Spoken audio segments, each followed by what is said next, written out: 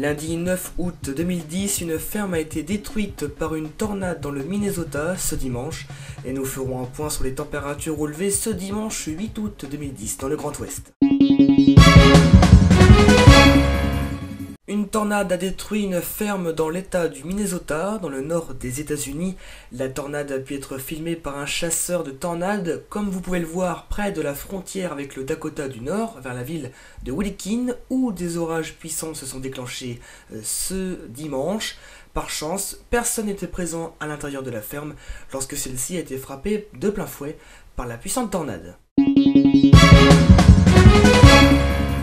Des températures encore un peu trop justes pour la saison ce dimanche, avec une vingtaine de degrés près des côtes de la Manche, 24 degrés heureusement pour la maximale dans le Val-de-Loire ou encore sur la région Poitou-Charentes. Fin de cette édition, merci de l'avoir suivi. Comme vous le savez, plus de journal le mercredi jusqu'au 23 août. On se retrouve donc ce samedi 14 août pour un nouveau journal. Tout de suite, la météo des allergies.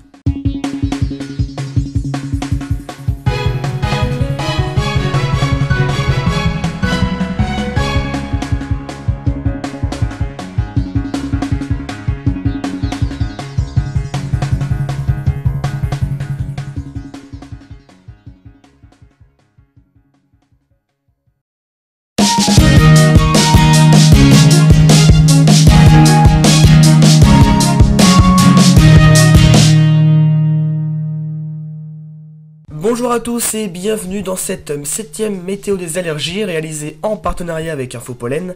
Les risques prévisionnels présentés dans notre rubrique météo des allergies sont issus des relevés, observations et calculs réalisés par le réseau national de surveillance aérobiologique. À la fin de cette session, Sophie Fra nous expliquera que la pollution de l'air peut avoir une influence parfois importante sur la pollinisation.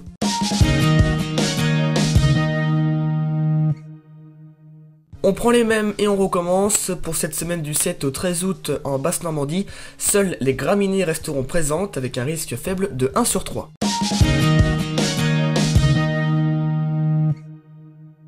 C'est exactement le même programme que la semaine dernière en Pays de la Loire. Prévoyez seulement un risque de pollinisation aux graminées faibles de 1 sur 3.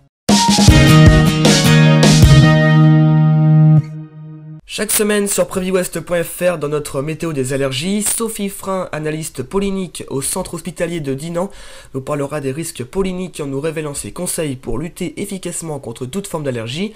Bonjour Sophie. Bonjour.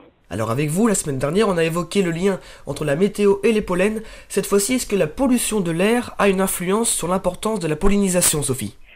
Alors, elle a une influence sur plusieurs choses, la pollution. Elle a d'abord une influence sur la pollinisation parce que, on dit que la pollution va stresser l'arbre et en fait les arbres ou les fleurs vont se sentir agressés, vont avoir peur de ne pas pouvoir se reproduire puisque la pollinisation sert à la reproduction des plantes.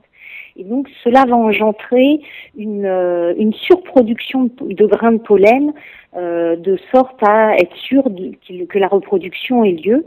Donc ça c'est une première chose. Et en plus, il va y avoir une augmentation, l'allergie elle est due à une protéine, et va y avoir une augmentation de la production de cette protéine dans le grain de pollen, ce qui fait que on augmente encore le risque allergique du grain de pollen. Et puis ensuite, il se passe une deuxième chose, c'est que la pollution, la pollution atmosphérique, ce sont des petites particules de polluants qui se déplacent dans l'air. Et cette pollution, elle va s'accrocher à nos petites protéines qui sont contenues dans les pollens.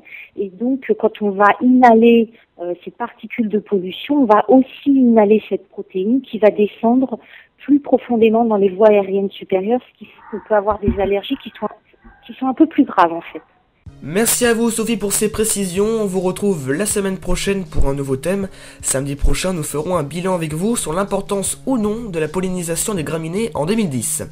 Découvrez le service automatique de diffusion de notre partenaire Infopollen et personnalisez votre propre bulletin allergopollinique. Vous recevez chaque vendredi sur votre email, téléphone ou fax les risques prévisionnels qualifiés pour les allergènes auxquels vous êtes sensible concernant la région de votre choix.